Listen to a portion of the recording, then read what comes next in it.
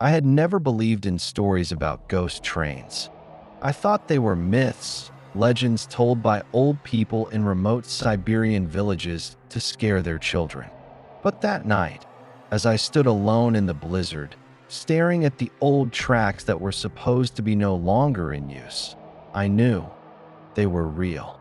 I was an investigative journalist, sent to investigate the story of a ghost train that appeared on the Trans-Siberian Railway every time a big storm hit. There was no official record of the train, but there were rumors, missing passengers, screams in the middle of the night, and shadows passing through the icy fog. The cold bit my skin as I walked to the old platform, now abandoned and covered in ice.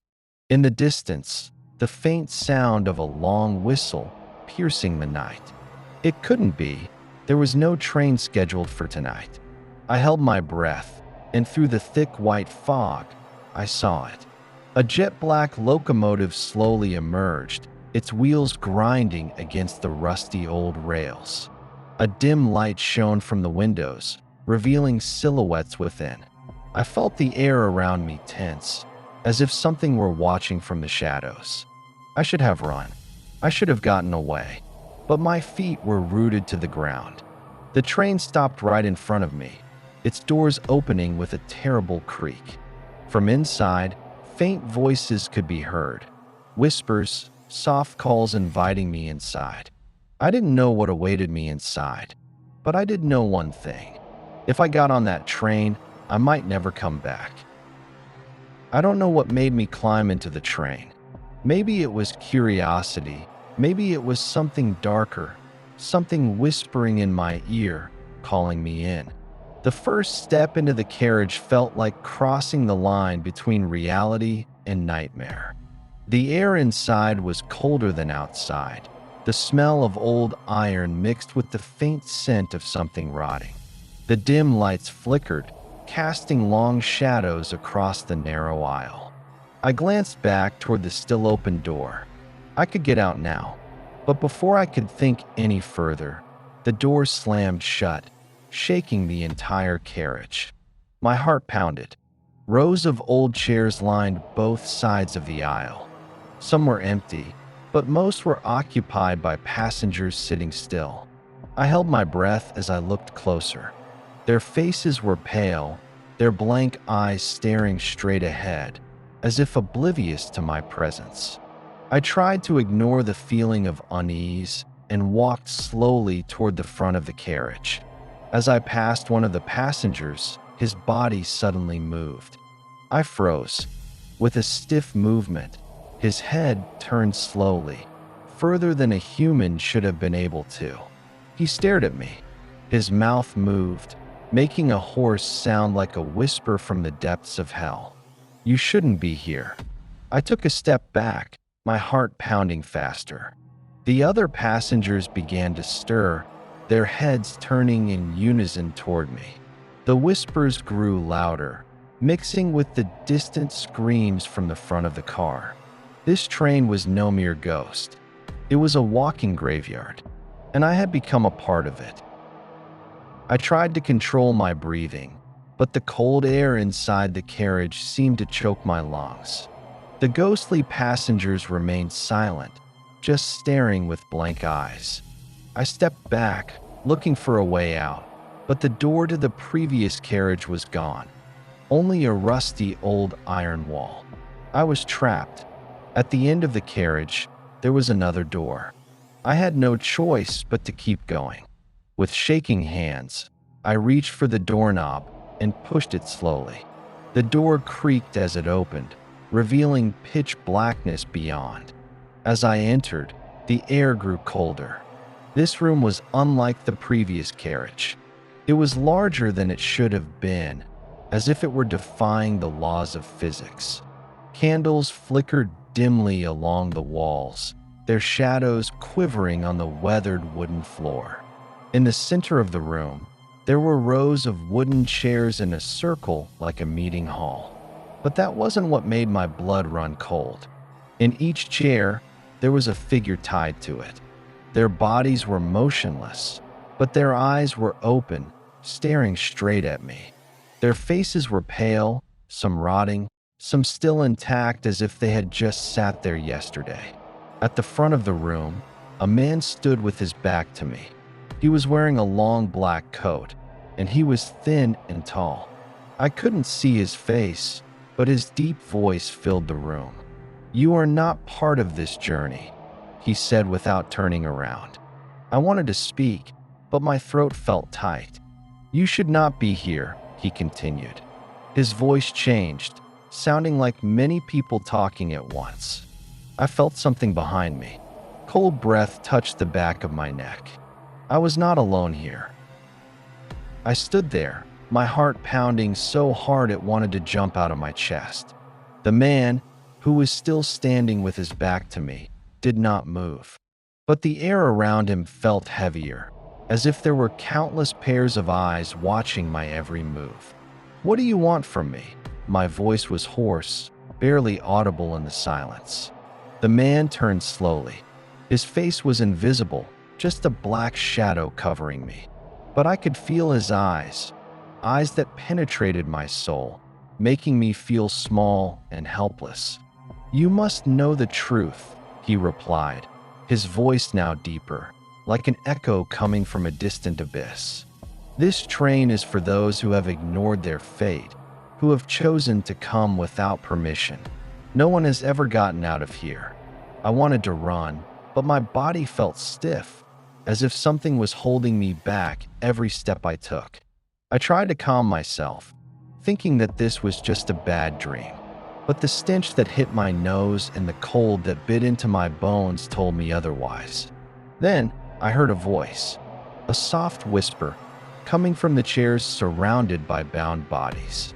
They began to move, slowly, their bodies shaking, as if trying to break free from their chains.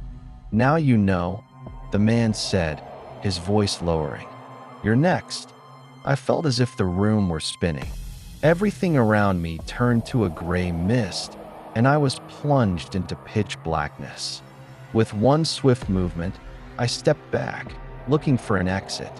But all I found was deeper darkness, swallowing everything. This train never stopped, and I was one of its passengers. I don't know how long I fell into that darkness. Time seemed to loop, as if I was trapped in a space that knew no boundaries. When I finally hit the ground, I felt like my body had fallen into another world, a place that no longer followed the laws of nature.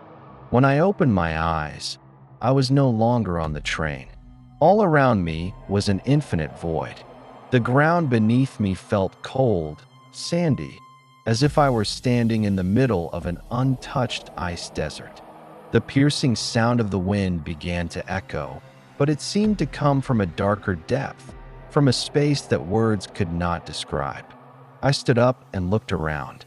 There was no train, no passengers, only a thick white fog, so thick that I could only see a few steps ahead. As I started to walk, I heard the distant sound of the train whistle, as if the train was still nearby, waiting to take anyone foolish enough to enter. I ran. I didn't know where. I just wanted to get out of this place. But the fog grew thicker, as if trying to hold me back, forcing me to turn back. Suddenly, I saw a light in the distance. It flickered, then faded, only to reappear. It was like the light of a locomotive, and without thinking, I ran toward it.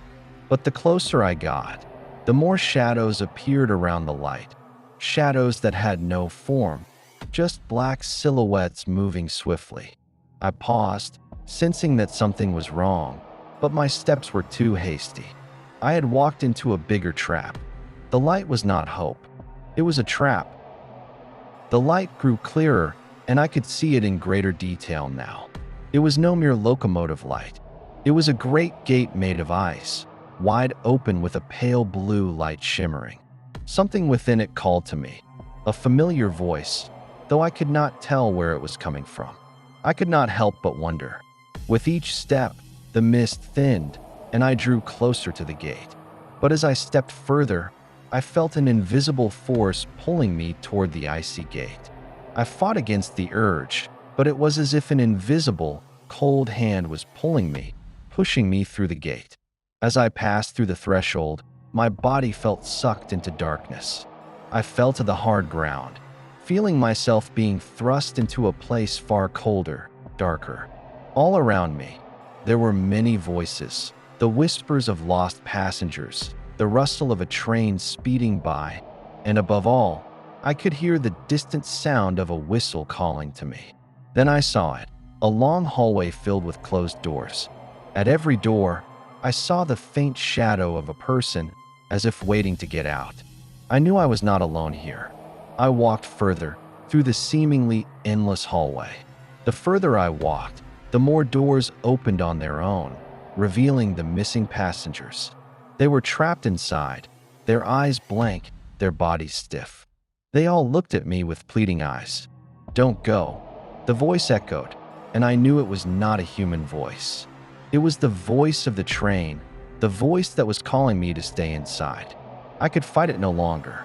I stepped deeper into the hallway, into deeper darkness. I continued to walk down this endless hallway, feeling like I could never escape the grip of a deepening fear. Each open door revealed the shadows of people who had been lost, trapped, their faces grimaced, their bodies frozen in time. There was an emptiness in the room, something far more terrifying than anything I had ever imagined. Suddenly, the long whistle sounded again, louder, more pressing. It came from far away, closer, more real. It was like a train was coming, and I knew I couldn't escape. I ran, hoping to find the end of the hall, but the further I walked, the more I felt like I was trapped in an endless loop. All the doors were open, and every time I stepped through one, I found myself back in the same place. It was as if the room was spinning, closing in on me.